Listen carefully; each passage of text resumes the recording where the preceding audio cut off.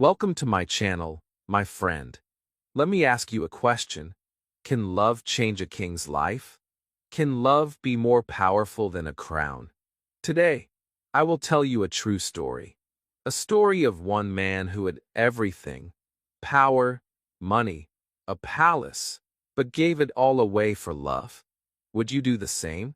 Comment below.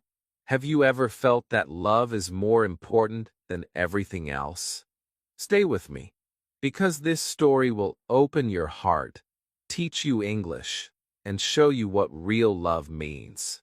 Chapter 1. A Lonely Child. He was born a prince. His name was Edward. The world said, one day he will be king. But Edward did not feel special. He did not feel happy. He felt alone. His father was a strong man. His name was King George. He was tall and proud, but he was not kind. He did not smile. He did not like children. Sometimes, when Edward spoke too much, his father said, "Why is this boy always talking? He's too noisy. Be quiet." That hurt Edward's heart. His mother was Queen Mary. She looked beautiful on the outside, but inside, she was cold. When Edward cried, she did not come close. She did not hold his hand. She said, "It does not matter if a child is happy or sad. A child must be quiet and strong." But Edward was only a boy. He needed love. He needed care. They lived in a palace. It had 600 rooms, many bathrooms, many kitchens, many sitting rooms. But Edward had no place to feel safe. His room was big, but cold. His world was full of gold and empty of warmth. He had no brothers near him, no sisters to play with. Just walls. Just silence. One night, he remembered something strange. The family was waiting for dinner. The cook sent the food, but it got lost in the palace. It took 20 minutes. His father got angry. He went to find it. And when he did, the woman carrying the food said, "I'm sorry. I forgot where to go. This house is so big." Edward laughed when he told that story. But at that time, it was not funny. It showed how lost everyone was, even the people inside the palace. Edward did not go to school like normal children. He stayed in the palace. A teacher came only for him. His name was Mr. Hansel. He had a red nose and never smiled. He gave Edward boring books. No pictures, just words. So many words. Edward looked out of the window. He dreamed. He thought about sunshine, not sentences. But Mr. Hansel did not like dreamers. He took a stick and hit Edward on the arm. "Look at the book," he shouted. Not the sky. Edward's arm turned red. His heart turned quiet. Every Friday, Edward had to go to his father. The teacher came too.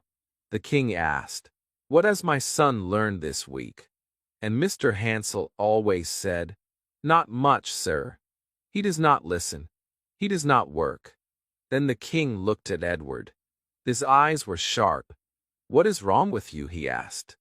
"Are you stupid? Why can't you learn like other boys?" Edward wanted to cry, but he could not.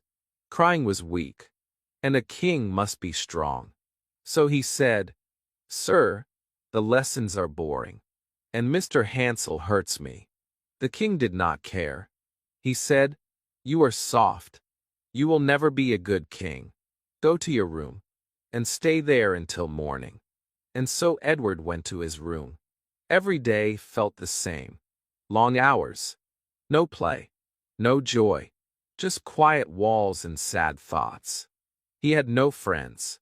No one to talk to. No one to run with in the garden. He had toys, but they were not alive. He had clothes, but they gave no warmth. Later in life, Edward wrote about those days. He said, "I lived in the most beautiful house in England. But I was lonely. I was always lonely. I saw my mother only at dinner. I saw my father 3 or 4 times a week. But they never hugged me. They never said, I love you. Everything I did felt wrong. I was afraid all the time. Imagine that. You have everything. Castles, crowns, money. But you don't have love. You don't have someone to say, you're doing well. You don't have arms around you when you cry. Edward was a child, but he carried a heavy heart. People saw a future king, but inside, he was just a boy who wanted to be seen. Just a boy who wanted to be understood.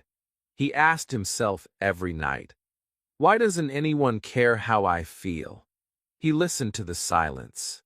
It was louder than any shout. It told him, be strong, be silent, be perfect.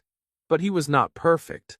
He was human, and humans need love more than gold, more than thrones, more than a crown. That is where his story begins. Not with power, not with joy, but with pain. The kind of pain you carry when the world claps for you, but no one holds your hand. This pain stayed with Edward for a long time. It shaped him. It made him soft inside. It made him listen to people. It made him kind. It made him look for love everywhere, in smiles, in simple words, in the eyes of someone who tells the truth. One day, he would find that love. But first, he had to survive this silence, this palace of loneliness, this life with no laughter. He was a child with a crown, but no comfort. A boy in golden clothes, but with no warm hugs. And that is why, later, when love came into his life, he knew it was the most precious thing of all, because he had lived without it. And now, he would never let it go. Chapter 2. The Prince of Wales. Edward was now 16. He was not a child anymore. He was growing taller. His face was changing. His eyes were softer, but they also carried sadness. He wanted freedom. He wanted to walk in the streets. He wanted to feel like a real person. But the world around him only saw one thing, the next king. One day, his father called him to his room. It was spring. The sun was shining outside. But Edward's heart felt cold. He knew his father never called him just to talk. Something serious was coming. Edward, the king said, next month you will become the Prince of Wales. You must be ready. Edward looked at the floor. He did not smile. His father walked to a cupboard. He opened the door and pulled out some clothes. These are for the ceremony, he said. Edward looked at them, and his eyes filled with tears. The shoes were soft. The clothes looked like a skirt. The crown was small and gold. But it looked heavy to Edward. Father, he said slowly, I'm 16. I can't wear this. These clothes, they make me look like a girl. Why can't I dress like a normal person? His father's voice was sharp. Because you are not a normal person. You are the future king. You are different. You are special. But Edward did not feel special. He felt trapped. He felt like a puppet in a play he didn't choose. He cried. Not once, not twice, but for 2 whole days. The crown was not a gift. It was a weight. Then the day of the ceremony came, the 10th of June, 1911. The family traveled to a big castle in North Wales. The castle was old and cold. Music was playing. People were dancing. Cameras were flashing. Crowds were waiting outside. Edward stood still as his father placed the gold crown on his head. Everyone was smiling. Everyone was clapping. But Edward felt sick. He closed his eyes. I feel terrible, he whispered. Can we go home now? His father didn't listen. Not yet, he said. The people want to see you. You must wave. You must smile. So Edward walked slowly to the front of the castle. He looked down at the people. There were hundreds, maybe thousands. They were cheering. They were full of hope. They wanted to see a happy prince. But what they saw was a scared boy with red cheeks, and shaking hands. "Smile, Edward," the king said again. "You are happy." But Edward was not happy. He felt like he was in a dream, but not a good one. A dream where he had no voice. A dream where everyone expected him to wear the crown and say nothing. After a few more hours, the family returned to their home in Windsor. It was a long drive. The sun was setting. The sky was pink and orange. It was quiet in the car. Edward sat by the window. He took off his soft shoes and looked out. He thought about the people. He thought about the music. He thought about the cold gold crown on his head. He said nothing, but inside his heart, he made a promise to himself. Never again, he thought. Never again will I pretend. Never again will I smile when I want to cry. Never again will I wear something I hate just because others say I must. One day, I will choose. I will choose my life. I will choose my happiness. But that day was still far away. Right now, he was just a prince with tired eyes and a heavy heart. The world saw him and said, "What a lucky boy." But they did not know. They did not see the boy who cried for 2 days because of a skirt. They did not see the boy who looked out the window and dreamed of being free.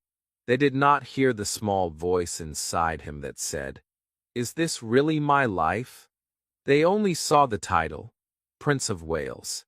But Edward didn't want the title. He wanted truth. He wanted love. He wanted something real. He did not hate his father, but he could not be like him. His father was strong, but hard. His father was brave, but cold. His father wore the crown, but forgot how to smile. Edward did not want that life. He wanted something different. He didn't know what it was yet, but deep in his heart, he was waiting for it, waiting for something warm, waiting for someone who would look at him, not as a prince, not as a king, but as a man, as a soul, as a person who feels too much and cries in silence. He had the crown, but he still did not have what he really needed. And that is why this chapter ends not with joy, but with a thought that would follow Edward for years. What is the use of power if you are not free to be yourself? Chapter 3, The Royal Star. Edward was now older. His face looked calm, but his heart still had many storms inside. He had gone to Oxford. He had read books. He had taken lessons. But he still did not feel wise. He did not feel strong. He did not feel ready. He did not know what kind of king he would be. He only knew this. He did not want to be like his father. Cold, silent, far away from people. Edward wanted to feel the world. He wanted to meet real people. He wanted to live, not just wear a crown and sit in a chair. And then, the war began. It was called the Great War. Later, we would call it World War I. So many young men went to fight. So many never came back. Edward said, "I must go too. I must see with my own eyes. I must learn what life really is." He did not stay in the palace. He did not hide in gold rooms. He joined the soldiers. He lived in a house with 25 men. He slept on a simple bed. He ate simple food. He walked in mud. He heard the sounds of guns. He smelled blood and fire. But something strange happened. He felt more alive than ever before. The other soldiers did not treat him like a prince. They treated him like a man. At night, they sat around the table and talked. They talked about their mothers, their homes, their wives, their jobs, their hopes. Edward listened. Edward spoke. Edward laughed. And slowly, his heart started to heal. He felt like a person, not a puppet, not a symbol, not a boy in a box, but a person who could smile and be smiled at, a person who could laugh and not be punished, a person who could be free, even just for a few minutes. But war is not only stories and smiles. War is also paying. One day, in 1916, Edward's driver took him to a town in Belgium. The name of the town was Loos. It was cold. The sky was gray. The streets were broken. Edward walked up a hill and looked down. He saw men running. He saw smoke. He saw fire. He heard shouting. He heard crying. He saw young faces full of fear. And suddenly, he felt very small. He was a prince. But what did that mean here? Nothing. He could not stop the war. He could not save the soldiers. He could only watch. And remember, after 1 hour, he walked back to the car. But something was wrong. The driver was not there. Edward came closer. The man was sitting very still. Too still. Edward opened the door. The man had been shot. The bullet went into his neck. He had died waiting. He had died silently. Edward stood there. He did not cry. But inside, something broke. The man was alive 1 hour ago. Now he was gone. That is war. One moment you speak. The next moment, you are silent forever. When the war ended in 1918, Edward came home. The palace was the same. The golden walls. The big chairs. The quiet dinners. But Edward was different now. His heart was full of new thoughts. He had seen death. He had seen pain. He had seen real people with real problems. And he could not forget them. One night, he sat with his father at dinner. The fire was warm, but the room was cold.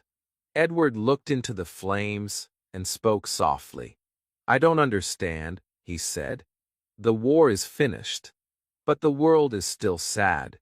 There are still so many poor people. So many hungry. So many lost. Why? Can't we do something?" His father did not smile. But he answered in a serious voice. "You cannot change the world by sitting near the fire," he said. "You must go out. You must travel. You must meet people. You must listen. And then, maybe, when you are king, you will know what to do." And Edward listened. For once, he agreed with his father. He stood up. He packed his things. And he left England. For 5 years, Edward traveled around the world. He did not go to just 1 or 2 places. He went far. He went wide. He saw mountains. He saw deserts. He saw cities and villages. He walked through crowds. He saw smiles and tears.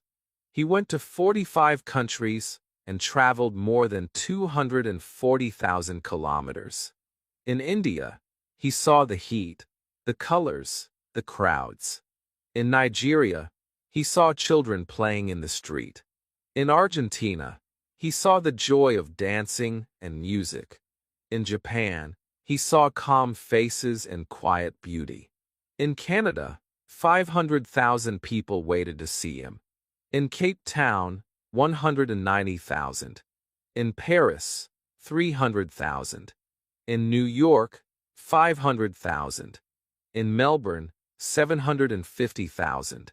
People waited hours just to see his face, to shake his hand, to hear his voice. Edward did not sit in the car. He stepped out. He walked with the people. He smiled. He laughed. He touched their hands. And the people loved him.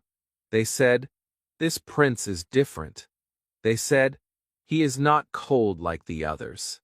They said, "He listens. He speaks. He cares." One newspaper wrote, "Edward is the first royal star. He is the most famous man in the world." The old kings were quiet and proud. But Edward is warm. He laughs. He jokes. He speaks to everyone, young or old, rich or poor. And that was true. Edward had changed.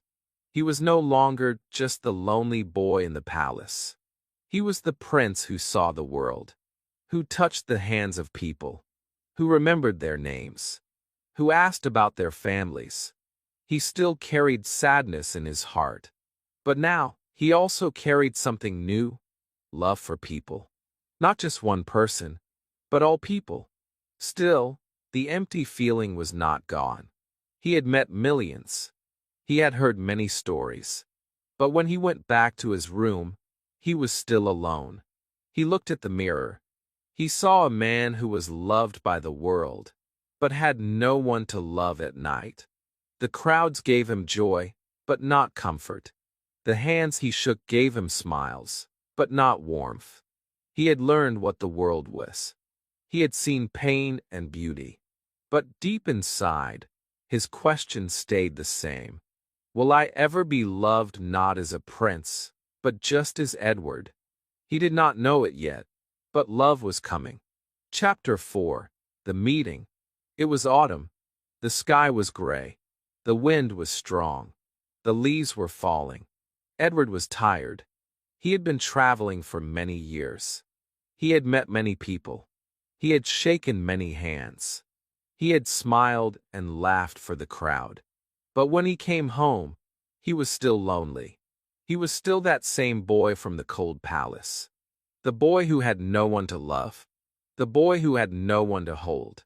One weekend, his friends invited him to their country house. Their names were Lord and Lady Furness. It was a big house. Quiet. Peaceful. Edward liked to go there. There were horses and gardens. But this weekend, the weather was bad. It rained all day. There was no riding. No walking. So they stayed inside. They had lunch early. Some guests came. New people. People Edward had never met before. Then, at 1 o'clock, a woman arrived. Her name was Mrs. Wallace Simpson. She came with her husband. She wore a beautiful dress. Her smile was calm and bright. Her eyes were strong. Her face looked honest. She did not act nervous. She did not try to please the prince. She was just herself. Edward watched her. She spoke with Lord Furness for a few minutes. Then Lady Furness brought her closer. "Sir, this is one of my dear friends," she said. "Mrs. Wallace Simpson." Edward looked at her. He said, "How do you do, Mrs. Simpson? Please sit down." She sat. Lady Furness left. And now they were alone. The room was quiet.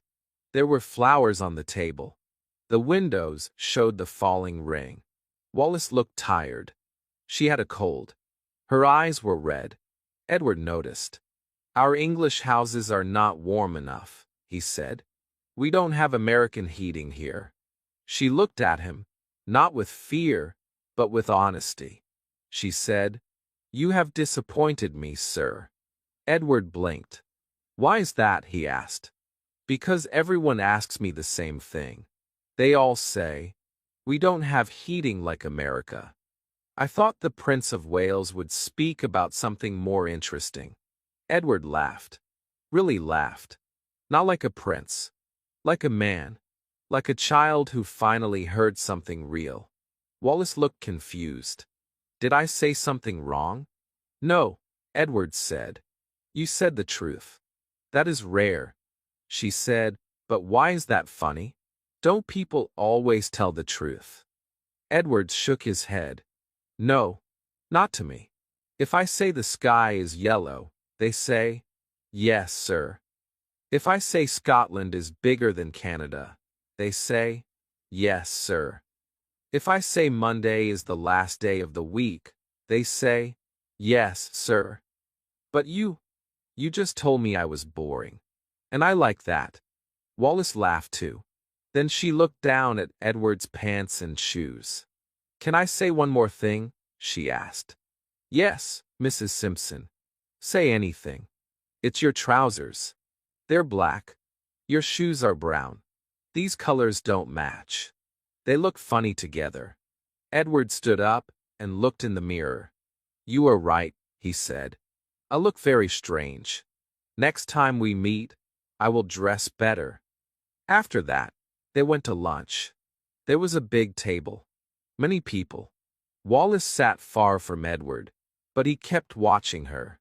She laughed with Lady Furness. She moved her hands when she spoke. Her fingers were long and beautiful. Her voice was soft but strong. Then, for a moment, she looked at Edward and smiled. That smile went straight into his heart. It was not just a nice smile. It was a real smile.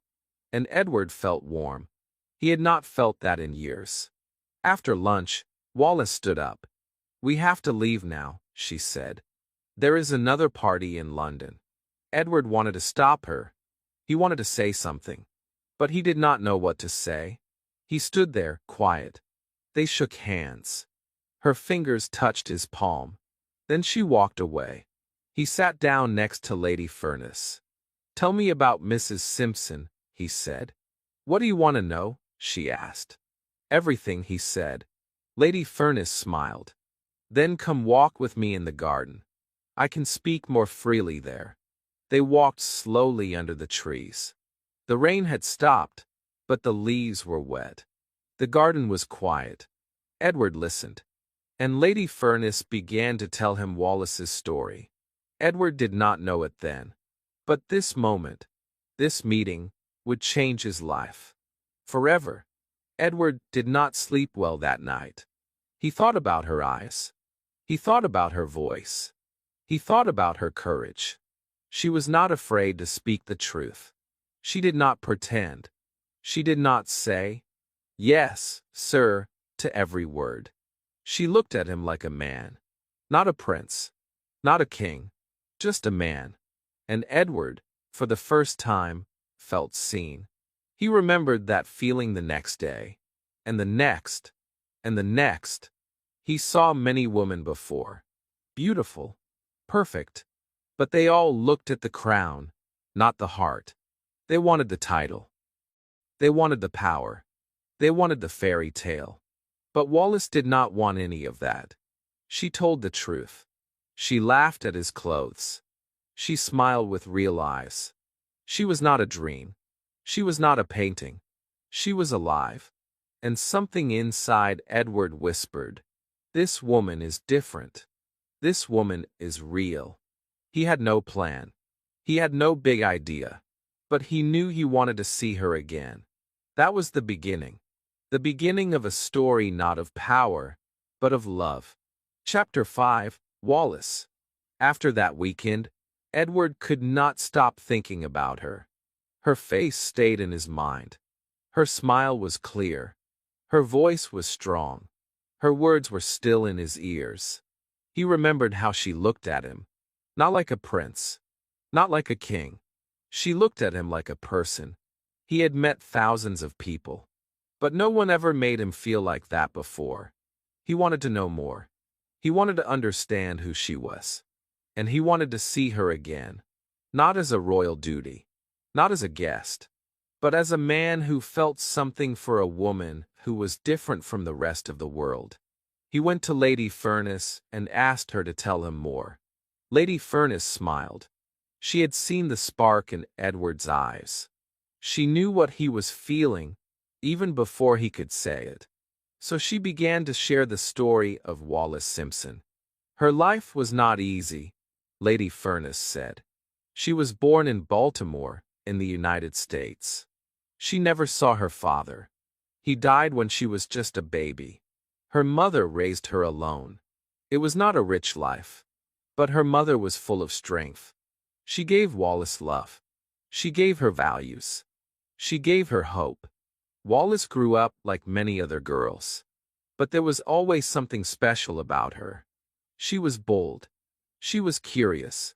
She asked questions. She did not wait quietly in the corner. She wanted to live a full life. She wanted to travel. She wanted to see the world. She wanted more than just dresses and dinners. She wanted to feel alive. When she turned 20, she married a man named Winfield Spencer. At first, things were good. They laughed. They dreamed. They traveled. But life is not always kind. One day, Winfield lost money in the street. It was not much, but it changed everything. He came home angry. Very angry. He drank. He shouted. And then he hit her. Edward listened in silence. He looked at the ground. He closed his eyes. He could almost feel the pain Wallace must have felt that night. It was not just the hand that hurt. It was the fear, the confusion, the betrayal. When someone who says, "I love you," also says, "You're my prisoner," the heart breaks in a very deep way. He hit her in the face, Lady Furness said softly. She was bleeding. She was shaking, and he dragged her up the stairs and locked her in the bathroom. She cried all night. The next morning, she left. She went back to her family. She said, "I can't live like this. I want a divorce." Edward felt his chest tighten. Wallace had lived through something so dark, and yet she smiled so brightly. She spoke with courage. She looked at the world with clear eyes. He respected her even more. After the divorce, Wallace met another man, Ernest Simpson. He was kind. He was calm. They got married. They moved to London. They had a nice flat. Life was quiet. But something was missing. Maybe love. Maybe connection. Maybe joy. No one knows for sure.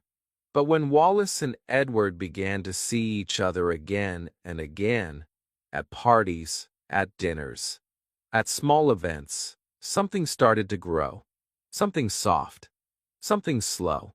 Something strong. Edward said later, "She understood life. She was not like the woman I usually met.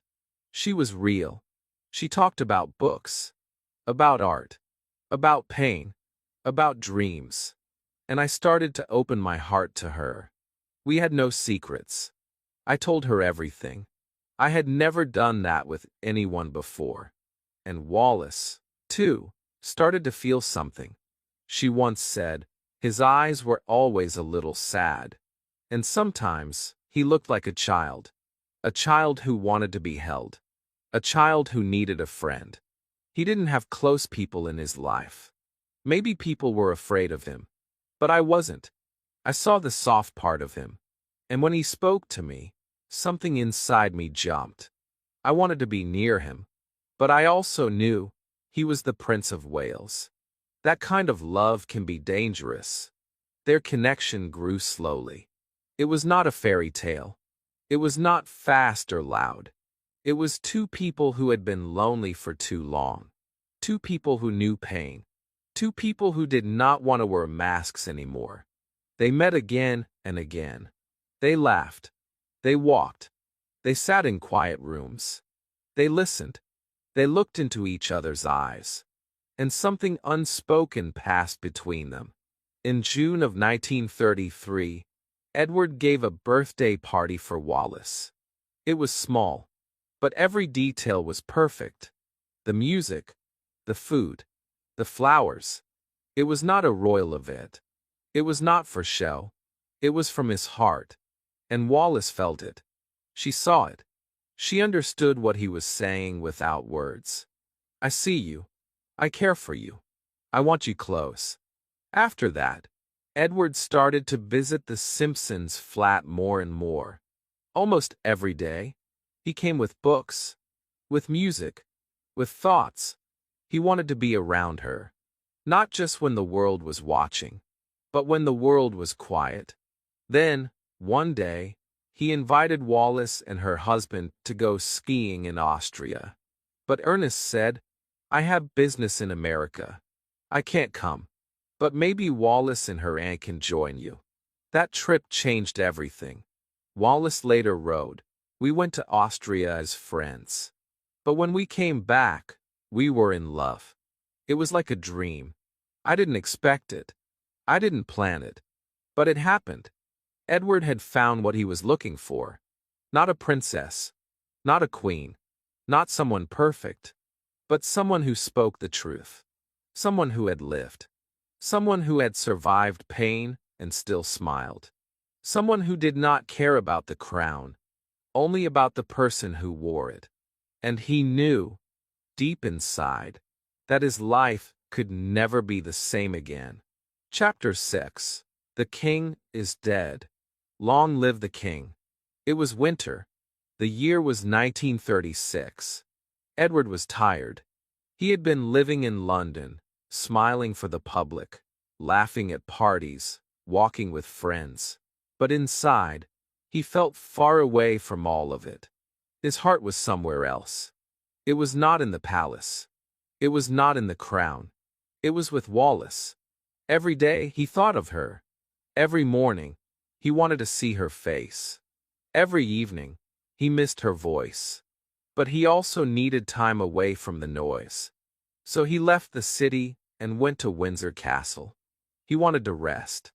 He wanted to ride horses and feel the quiet wind on his face. But the peace did not last long.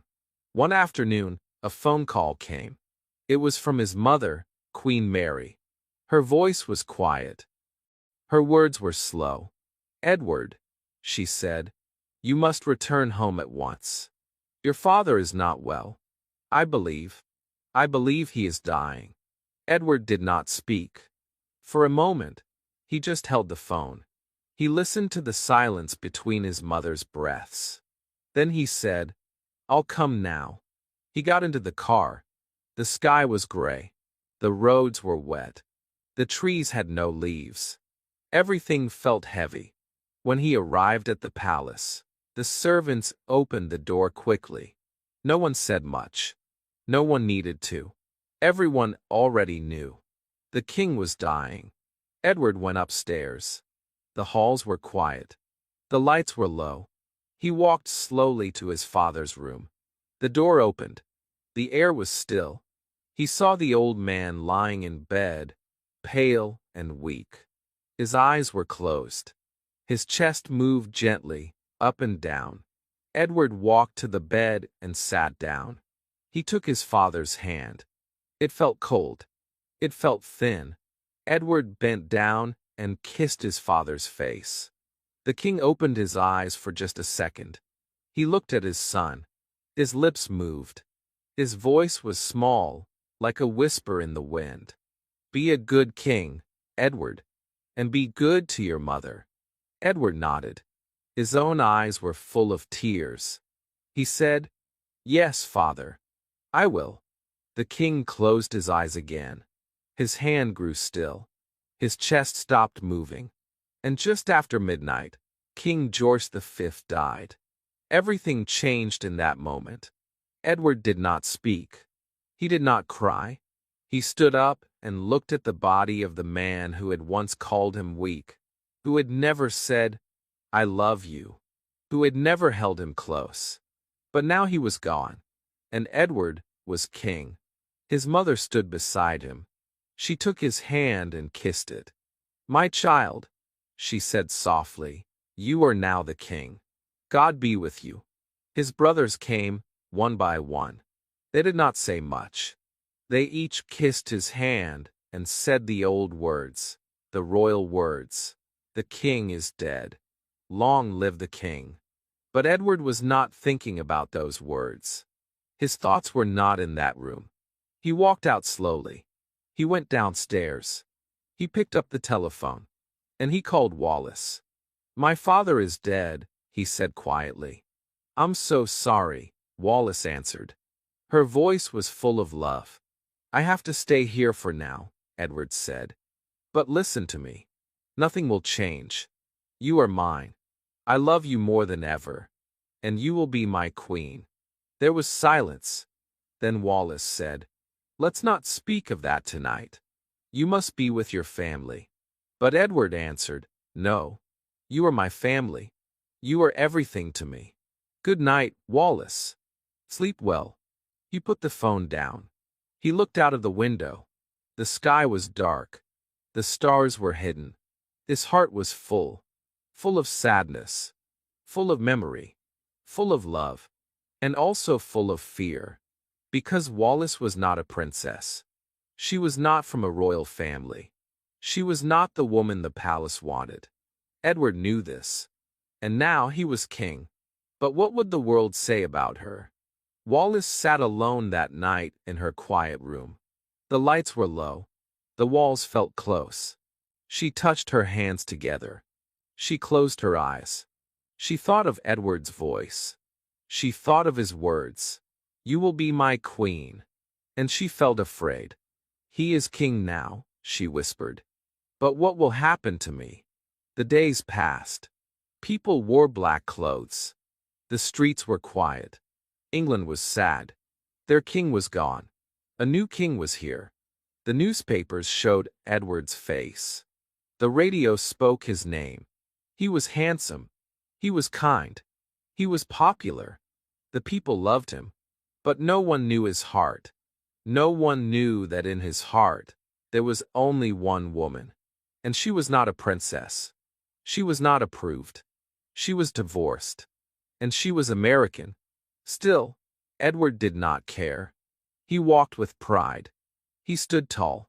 He spoke clearly. But each night, he missed Wallace. He called her. He wrote to her. He dreamed of her. And he waited for the moment he could say it to the world. "This is the woman I love. This is the woman I will marry." But many people were already watching. And not all of them were kind. The palace had its rules.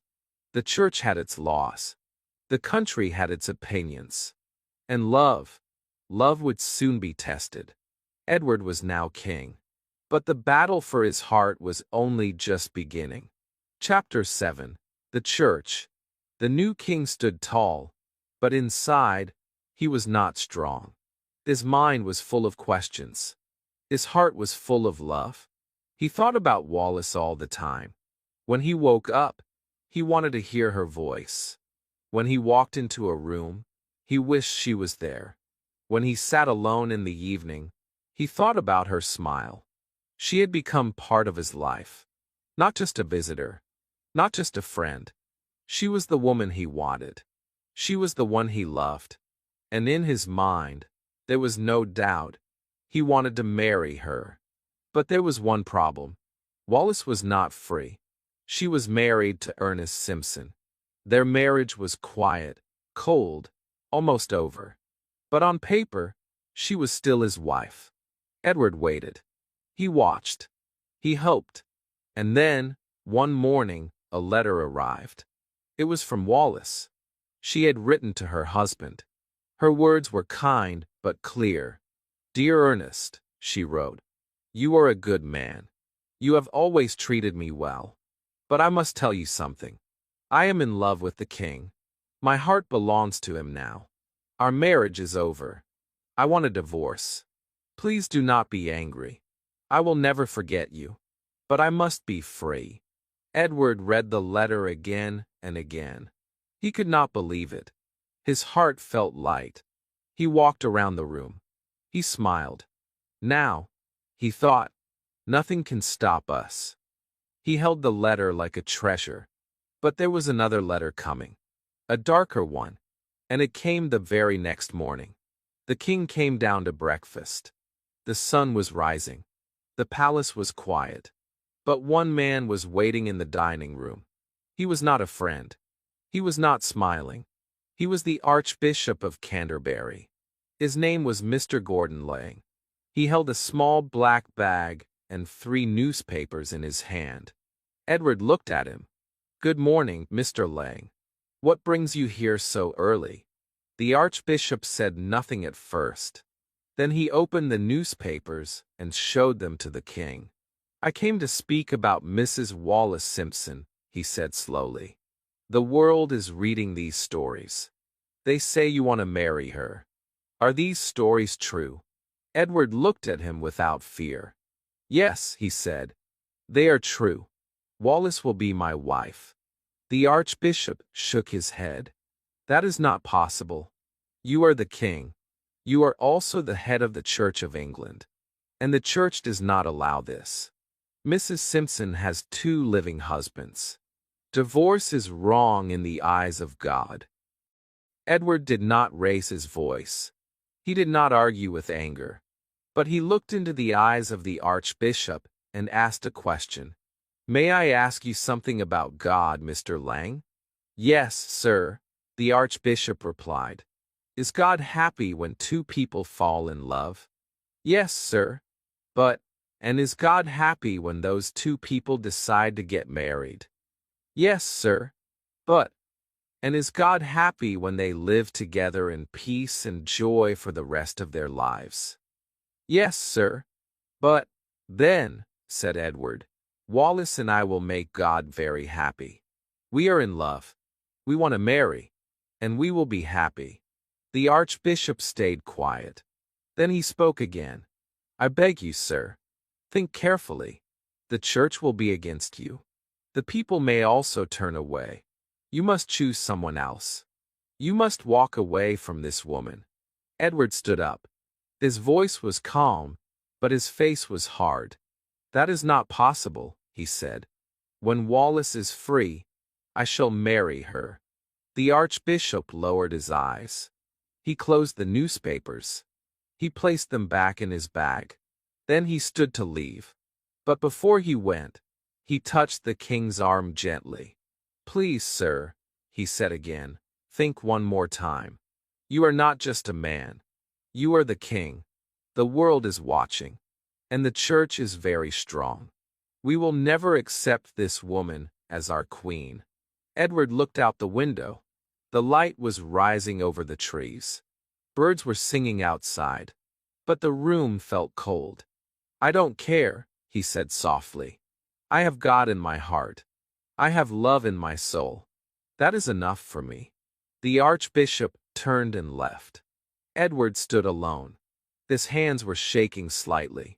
But he was not afraid. Not anymore. Because for the first time in his life, he had made his own choice. He would not follow the church. He would not follow the old rules.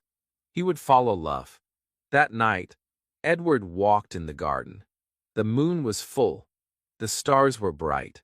He looked at the sky and whispered to himself. How strange, he said. They say I cannot love. They say I cannot be happy. But what kind of king is a king without love? What kind of rule is a rule that kills the heart? He looked up. He thought of Wallace. He missed her voice. He missed her truth. And he knew the storm was coming. The palace would shake. The crown would tremble. But he would stand tall. He would not run. He would not hide. He had chosen love. And he was ready to pay the price. The news spread. The church was not quiet. The leaders were not silent. Whispers filled the air. Some people said he was brave. Some people said he was wrong. But no one could stop it now. The choice was made. The heart had spoken. And the crown was no longer safe. Chapter 8. The Storm. The days after the Archbishop's visit felt calm on the outside. The sky was blue. The wind was soft. People walked through parks. The newspapers showed smiling pictures of Edward. They called him the modern king. The people's king. The king of style. But under all the smiles, a storm was growing. It did not come from the sky. It came from behind closed doors. It came from long meetings. From quiet whispers in dark rooms. It came from the old voices, the church, the family, the government. All of them were speaking. All of them were saying one thing. This cannot happen. But Edward did not care. He smiled. He walked through his garden. He sent letters to Wallace. He picked flowers and thought of her. He looked at the sun and said to himself, she will be mine. We are close now. Very close. He wanted to take her away for a little time. Just a short holiday. Far from all the eyes. Far from the pressure. Far from the noise. So he planned a journey. A quiet trip across the Mediterranean Sea. He and Wallace sailed through warm waters. They laughed. They walked on soft sand. They ate dinners under the stars. They met leaders and kings in other countries. They spoke with the Prime Minister of Greece. They visited Ataturk in Turkey. They saw King Boris in Bulgaria. But Edward was not focused on politics. He did not want to talk about power. He wanted to hold Wallace's hand. He wanted to sit with her, with no crown on his head, with no weight on his shoulders, just as a man with a woman. A man who had found love and wanted to keep it. One afternoon, the sun was hot. Edward took off his shirt. He wanted to feel the sun on his skin. He lay back in a chair. He closed his eyes. For the first time in weeks, he felt peace. But he did not see the man hiding behind the wall. A young photographer was there. With a camera. Quiet. Quick. He took a photo of the king. No shirt, no socks, no tie, and sent it to the newspapers. The photo went everywhere. When Edward came back to London, there was a letter waiting for him. It was from an ordinary man. Not a politician. Not a priest. Just a citizen. His name was Mr. Albert Thompson. He lived in Birmingham. He wrote, "Dear Sir, I saw a picture of you in the newspaper this morning, and I felt sad. I have never seen a king dressed like that before. No shirt, no tie, no hat, no socks, just short trousers. You look like a boy on the beach. But you are not a boy. You are the king, and I expected more from you." Edward smiled at the letter. Then he laughed. Then he threw it into the fire. He said, "Let people talk. I want to be real. I want to be human." But that fire was not small. That fire had started to spread. People in power were watching, and they were not smiling.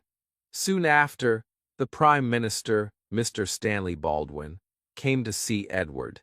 He was polite, but serious. He did not smile. He did not bring good news. "Sir," he said, "you want to be modern, but the people don't like it. They want a king who follows tradition. And they are also reading about Mrs. Simpson." Edward looked at him. "And what do you think?" he asked. Mr. Baldwin sat down slowly. He looked tired. He looked worried. "She has been married twice," he said. "Her first husband is alive. Her second husband is still your friend. You must understand what that means. The law is clear. The church is firm. You cannot marry her and remain king." Edward stood up. He walked to the window. He looked out at the garden. He thought of Wallace picking flowers. He thought of her laugh, her eyes, her voice. "I cannot live without her," he said. The Prime Minister said nothing for a moment. Then he said quietly, "Then there is a storm coming." The words were simple, but heavy. They filled the room. Edward did not speak. He knew what was coming. He had felt it in the wind. He had seen it in the eyes of his mother, in the hands of the church, in the soft warnings of his friends. He knew that love would cost him. That night, Edward sat with the Prime Minister for many hours. They talked. They argued. They listened. They did not agree. There were many questions. But at the end, there was only one answer. One truth. And Edward spoke it clearly. "You say she cannot marry a king. Then I will not be king. I will give the crown to my brother. I will walk away. I will leave this country. I must follow my heart. You tell me it's a crime to love. You tell me it's wrong to be happy. What a strange world we live in." He picked up the phone. He called Wallace. His voice was quiet. "The Prime Minister says a storm is coming," he said. "So I want you to leave. Go to France. I will call you soon." Wallace said goodbye. She packed her bags. She stepped onto a boat. She watched the land disappear behind her, and her heart felt heavy. Edward went to his mother next. He entered the room slowly. She was sitting near the window. Her face was hard. Her eyes were cold. She did not look at him with love. She looked at him with disbelief. "Do you understand what you are doing?" she asked. "Look outside that window. There are 400 million people who call you king. They trust you. They need you. And now you will leave it all for that woman." Edward's voice was soft, but his words were clear. "Yes, mother. I love her." The queen stood up. "Love," she said. "You are the king. You must love your people. You must love your duty." Edward looked down. But I am also a man, he said, and I can't pretend anymore. She did not hug him. She did not cry. She only turned away. Go, she said. But know this. When you leave, you lose more than a crown. You lose your family. You lose your country. You lose everything. That night, Edward called Winston Churchill his old friend. His voice shook. I have some sad news, he said. I am leaving England. I am never coming back. George will be king. Churchill was shocked. No, sir, he said. You are free. You must fight. Edward said, I've seen war. I don't want to fight again. Churchill said, but the people love you. Edward looked at the floor. Perhaps, but love is not enough for them. It is enough for me. Chapter 9. The Woman I Love. The day was quiet, but Edward's heart was not. He stood near the window of Buckingham Palace and looked down at the streets. They were full. People stood shoulder to shoulder. They held signs. Some were crying. Some were singing. Some were just silent, looking up. One voice shouted through the dark, Edward, we love you. Another shouted, Long live the king. And again, long live love. Inside the palace, the rooms were still. But Edward could feel the voices reaching him. They came through the walls, through the windows, into his chest, into his heart. He put his hand on the glass and whispered to himself, Why is this happening? What have I done wrong? The door opened. It was Winston Churchill. Edward turned around and tried to smile, but the smile was weak. It did not stay. He walked slowly to the table and sat down. This is my last night in England, he said. The last night in the only home I've ever known. Churchill said nothing. He understood. Edward stood up again. He walked to the window. His face was tired. His shoulders were low. But his voice was still calm. I love this country. I wanted to be a good king. Not just a man with gold on his head. I wanted to help people. I wanted to change things. But they stopped me. All of them. The church, the palace, the government. They care more about rules than love. He turned back to Churchill, and his eyes were red. They say I cannot marry her. They say she is wrong. But she is the only person who has ever made me feel alive. The only one who sees me. The only one who tells me the truth. Churchill moved closer. The people outside love you, sir, he said. They want you to stay. They want her to be queen. Edward smiled sadly. It's too late, he said. I made my decision. I will not be a king without love. That is not a life I want. That is not a life I can live. The clock ticked. The night grew darker. Then the phone rang in Edward's room. It was early morning now. A voice said, Sir, they are ready for you. Edward put on his coat. He walked down the long hallway. Every step was heavy. His footsteps echoed. He passed old paintings, old chairs, old memories. He passed the room where he ate dinner as a child. He passed the stairs where he once sat alone, listening to silence. He was not that boy anymore. He was a man, and he was walking toward the end of something big. The family waited in the next room. His mother sat by the window. Her face was hard. His brother stood beside her. No one smiled. No one spoke. On a small table, there was a paper. Just one paper. But it carried the weight of a kingdom. Edward walked over. He sat down. He read the words slowly. He did not shake. He did not cry. I, Edward the Eighth, King of Great Britain, King of India, King of Australia, King of New Zealand, King of Canada, King of Kenya, King of Nigeria, King of Burma, King of Malaya, King of Singapore, and King of 32 other countries, have today given the crown to my brother George. God be with him and all his people. December 10th, 1936. He took the pen. He wrote his name, the name of a king. And then, no longer a king. He stood up. He walked to his brother. He took his hand and kissed it. George looked at him. I never wanted this to happen, he said. This is the worst day of my life. Edward gave a small nod. Mine too. Then he walked to his mother. She did not open her arms. She did not rise from the chair. Her voice was like stone. Before I kiss you, she said, there are things I must say. I have never understood you. You were born to rule, but you ran away like a child. This morning you were a king. Tonight, you are just a man running from duty, from history, from family. Edward lowered his head. You think you are free, she said. But you are not. No one is free without their roots, without their people, without their name. She paused. Her voice became softer. I love you. I am your mother. That will never change. But if you marry that woman, you will break my heart. Edward said nothing. He kissed her hand. And then he turned. And he walked away. The next day, he went to Windsor Castle. There was a radio waiting. A small room. A microphone.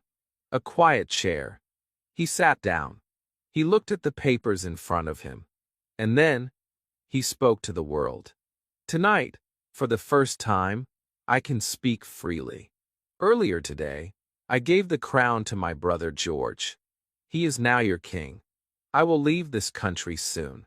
I will travel to France. And I must tell you the reason why. I have found love.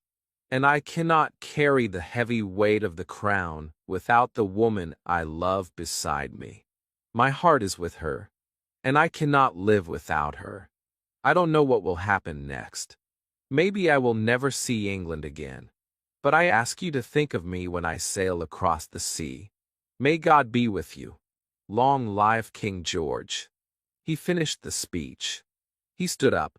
He took off the royal ring. He placed it on the table. He walked to the car. It was raining now. Just a light rain. But the driver said softly, "It's like the sky is crying, sir." Edward smiled. "Maybe it is," he said. The car moved through the streets. At 1:30 a.m., they reached the port at Portsmouth. A ship was waiting. Edward stepped out. A voice said, "The king is here."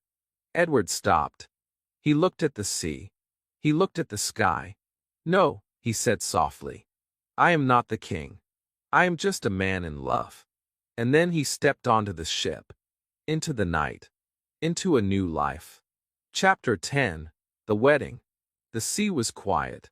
The sky was pale. The cold wind touched Edward's face as he stood on the deck of the ship. He looked at the water but did not see it. His eyes were lost in thought. His heart was far away. He had just left everything, his crown, his country, his name as king, and now he was alone. No palace, no power, only love. But even love felt distant for a moment. Wallace was not beside him yet. She was still in France. He had given everything for her, and now he waited. Would love be enough? When he arrived in France, the sun was rising. It was a new day, a new life, a life without rules, without orders, without the cold hand of duty, but also a life with no palace walls, no long lines of servants, no guards at the door. He stepped onto the shore. People watched him. Some smiled. Some just stared. He was no longer a king, but he was still a man who had shocked the world. That morning, he picked up the telephone. His hand shook a little.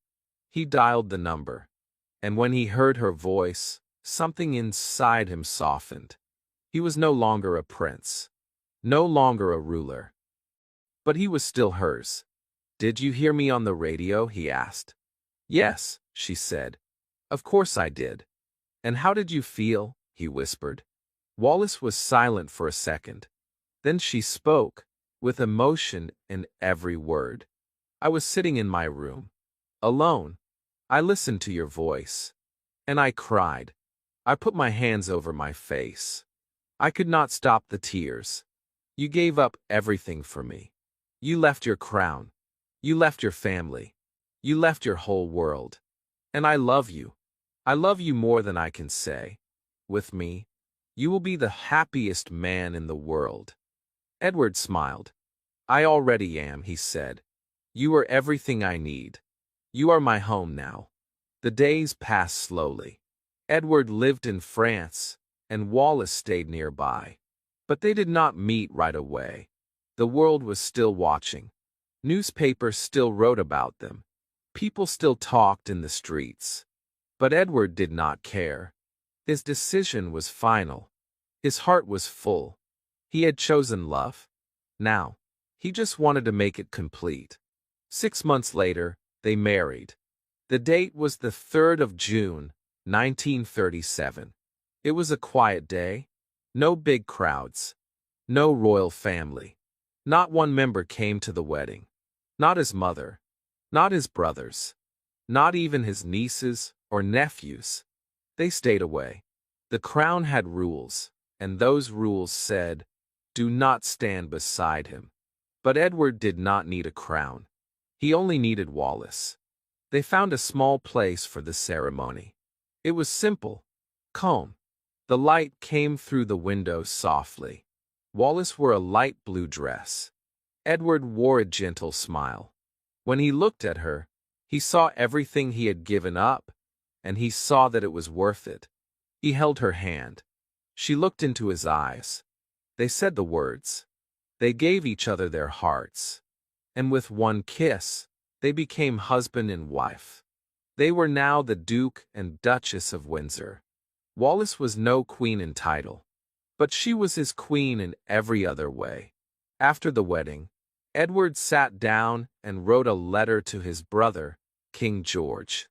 I was surprised, he wrote, that no one from the family came. But Wallace is now my wife. That will never change. We live in Paris now, but I still hope to return to England one day. I want to live in Windsor again, not as king, just as a man, with my wife beside me. The letter was sent, and after some days, an answer came. It was short, cold, clear. I'm sorry, Edward. You may return, but Wallace cannot. I do not accept her. I do not like her. She is not welcome in our home. Edward read those words again and again. His hands were still. His face showed no pain. But inside, something closed. Later he said, my brother pushed me away like a dog. I will never forget it. I gave up everything. I asked for one thing, to live peacefully with the woman I love. And they said no. That is when I made my final decision. If they don't want Wallace, then they don't want me. I no longer want them.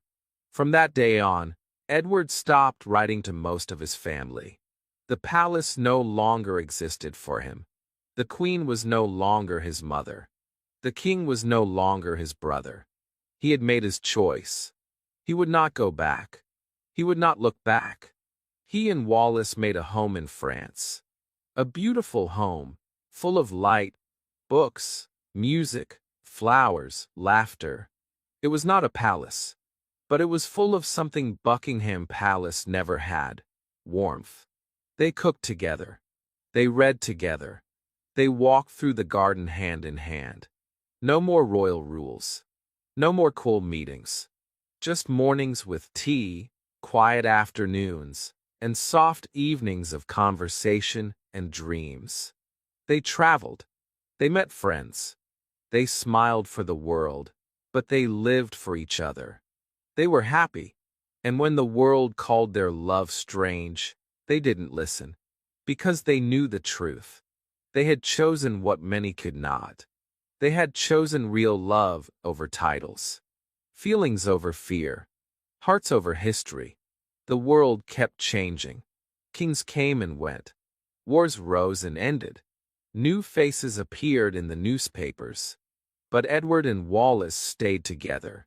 Through every year, through every season, through joy and through silence. People asked, was it worth it? And Edward always said the same thing. Yes, every single day. I lost a crown, but I gained a heart. I lost a kingdom, but I found peace. Wallace once whispered to a friend, he gave up the world for me. And in return, I gave him the only thing he ever wanted, to be loved, simply, deeply, and forever. Chapter 11. Paris. Paris was a new beginning. It was not England. It was not home. But it was peaceful. And Edward needed peace. Wallace needed peace. Together, they needed space to breathe, to laugh, to love without fear. In Paris, there were no palace walls. There were no royal rules. There were no men in black suits watching them.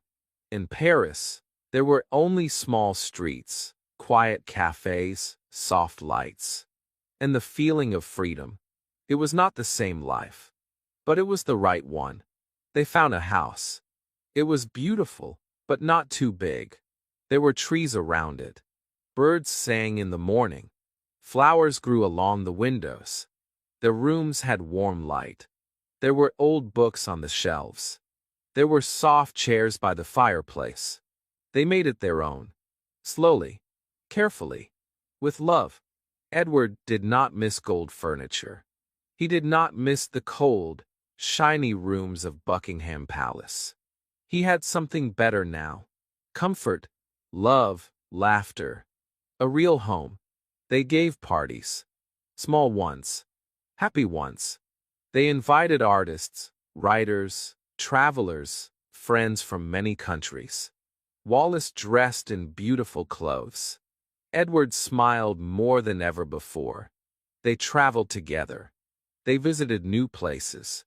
They walked side by side, not as king and queen, but as two people who chose love. They laughed over simple food. They sat under the stars. Sometimes they danced in the living room with no music, just because they could. No one told them what to do. No one told them how to live. It was the life they built with their own hands, not given, but chosen.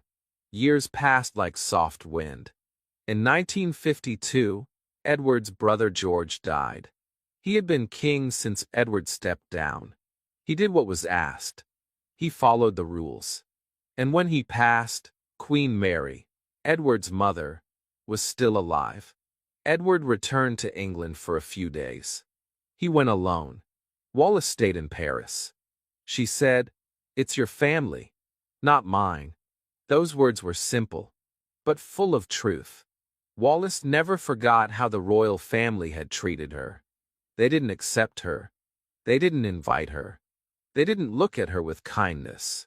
She had never been welcome, and even after so many years, she did not forget. Edward walked through Windsor quietly. The gardens, the halls, the rooms where he once played as a child, the halls where he was told, "Be strong, be silent." He remembered the echo of his father's voice, the cold eyes of his mother, the loneliness of being a prince. He did not cry, but he felt something heavy inside. He did not stay long, and when he returned to Paris, he hugged Wallace for a long time. She held his hand and said, "I'm glad you're back." And Edward said, "So am I." Then in 1966, something unexpected happened. They met Queen Elizabeth, the daughter of King George. The meeting was short, at a small party, just a few people. But something beautiful happened. The young queen looked at Wallace. She smiled. She kissed her cheek and touched her arm gently. Then she turned to Edward and said, "Wallace is so beautiful, Uncle. I think you're a lucky man." Edward smiled. His eyes became wet, not with sadness, but with soft joy. Later, he wrote, "That day, Elizabeth was kind. She treated us with grace. I will never forget it. But still, I ask myself, why couldn't my mother say those words? Why couldn't my brother? But he didn't stay in that thought for long. He had Wallace, and she was enough. In 1969, they appeared together on television. It was simple, a soft interview. The camera showed them sitting close. Wallace in her favorite dress. Edward smiling quietly. Someone asked, "Do you argue?" Wallace laughed. "No, not really," she said. "But there's one thing I don't like. He's always late. Always.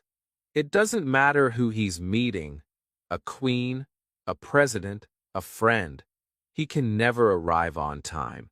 I've tried to change him, but it's impossible." Edward laughed too. He touched her hand gently. "I know I'm late," he said, "but not on our wedding day. I arrived at the church 20 minutes before you." Wallace smiled. "Yes, that's true," she said, and they both laughed. It was a soft moment, a human moment, not a royal performance, not a cold interview, just two people in love. One newspaper wrote, "You could see real love in their eyes." They forgot the cameras. They forgot the world. They were just two people who had chosen each other, again and again. Wallace became famous for her jewelry. She had pieces from all over the world. Bright stones, beautiful rings, elegant necklaces. People often asked her, "What do you love the most?" She smiled and said, "After my husband, I love my jewelry." And Edward always said, "I give her gifts not just for beauty, but to say thank you. She has given me more happiness than any crown ever could." But then, one day in May 1972, Edward fell sick. His breathing was slow. His hands were cold. The doctor came. He checked his heart. He listened carefully. "Sir," he said, "how many cigarettes do you smoke each day?" Edward gave a tired smile. "About 40 or 50, he said. "But don't ask me to stop. I've smoked for 60 years. I cannot change now." That night, Edward called Wallace into the room. The lights were low. The air was quiet. "I feel tired," he said, "and I feel afraid. But I want you to know, I love you. You have been everything to me. A wife, a friend, a light in the dark. When I die, please take my body back to Windsor. Let me rest there. Will you do that for me?" Wallace could not speak. She held his hand. She nodded, and tears fell from both their eyes. Edward died 1 hour later. 3 days later, a plane arrived in Paris. A blue plane. It was quiet. Simple. Wallace went with it. She brought Edward's body back to England. For the first time, she entered Buckingham Palace. Not as a visitor, not as a stranger, but as his wife. The wife of a man who gave up everything for love. A week later, she returned to France. The house was quiet. The doors were locked. The flowers did not bloom like before. She sat in the dining room every day. She read his love letters. Again and again. Her eyes moved slowly over his words. They were so beautiful, she said. Every word was love. She lived alone for 14 more years. She did not go out. She did not travel. She just waited. Then in 1986, her body became weak. She went to a small hospital near the house. And a few days later, she died. She was buried next to him. In Windsor. In the place that once said no. In the land that once pushed them away. One newspaper wrote, "In life, the Duke and Duchess could not live in Britain. But in death, they rest there together. Side by side. At peace." Chapter 12. Long Live Love. The garden was quiet. The birds were singing. The flowers were open in the morning sun. Edward sat under a tree, with a soft blanket around his legs and a book in his hand. He looked at the trees, but he was not reading. His thoughts were far away. His heart was full of memories. He was older now. His hair had turned white. His back was slower. But his eyes still had the same light. The light of a man who had made one big decision and never regretted it. Wallace came into the garden. She wore a soft green dress. She smiled and gave him a cup of tea. He looked up at her and smiled too. "Do you remember," he asked, "the first time we met?" Wallace laughed gently. "Yes," she said. "You wore brown shoes and black trousers. And I told you they didn't match." He laughed. "Yes. And I thought, this woman tells the truth. I like that." They sat there in silence. Together. Still in love. Still holding hands. Still choosing each other every single day.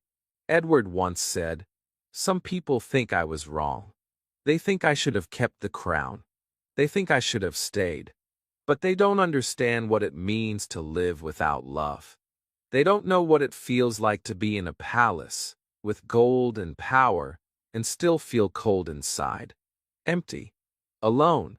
He remembered his childhood. The big rooms. The long halls. The silent dinners. The teacher with the red nose. The stick that hid his hand when he looked out the window. His father, always serious.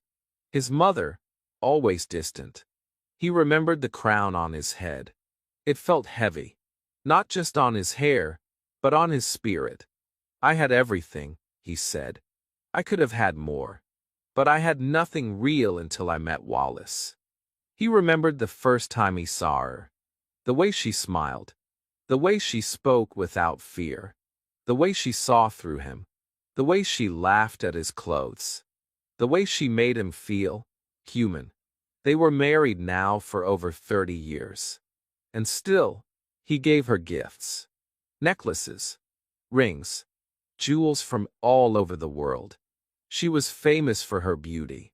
But Edward always said, "I don't give her diamonds because of how she looks. I give them because of what she gave me, a happy heart." When they sat together in that garden, Edward often looked at her and thought, "I am the luckiest man in the world." Even after all the years, the world had not forgotten their story. Some still called it a scandal. Some still called it a mistake. But more and more people called it what it truly was, a love story. A man who gave up power for peace. A man who walked away from a throne to walk beside the woman who made his heart feel alive. One afternoon, Winston Churchill visited. He sat in the garden with Edward and Wallace. They drank tea. They spoke of old times.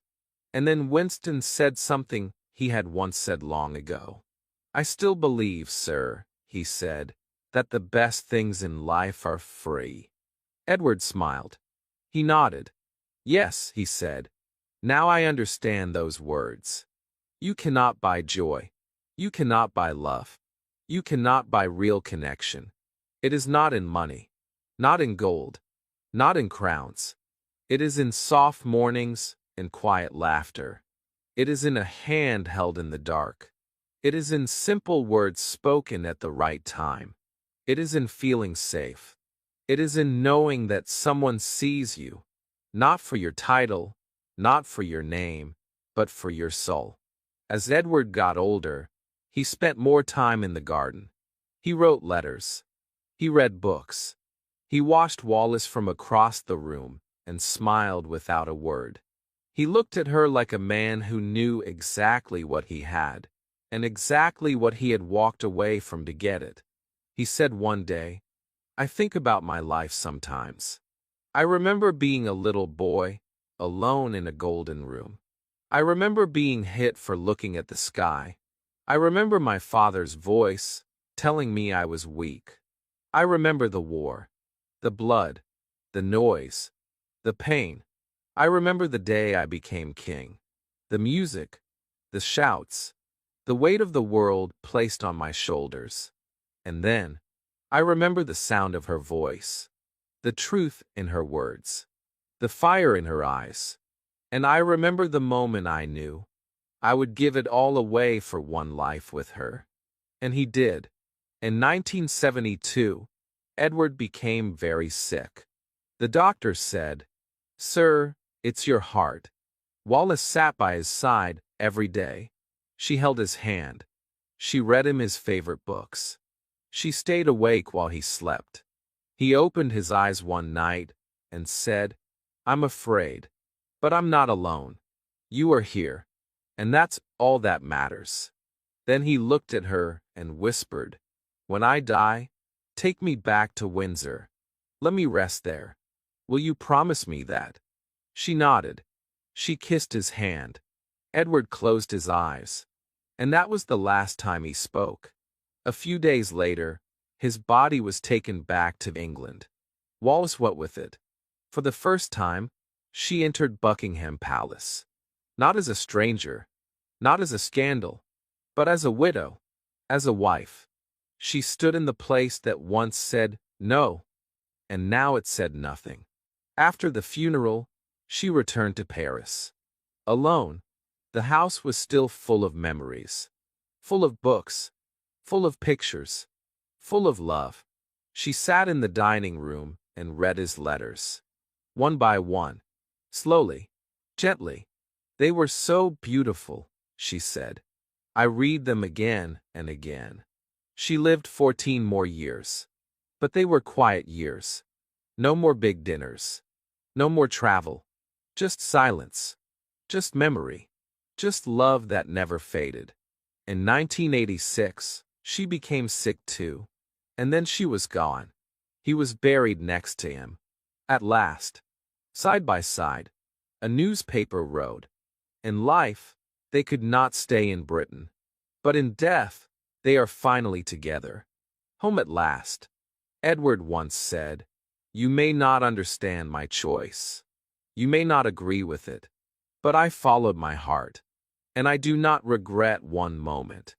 And so, this story ends not with a crown, not with a throne, but with a garden, with a smile, with two hands held in the sun, with a man who gave up everything and gained everything, and with a final whisper, "Thank God for Wallace."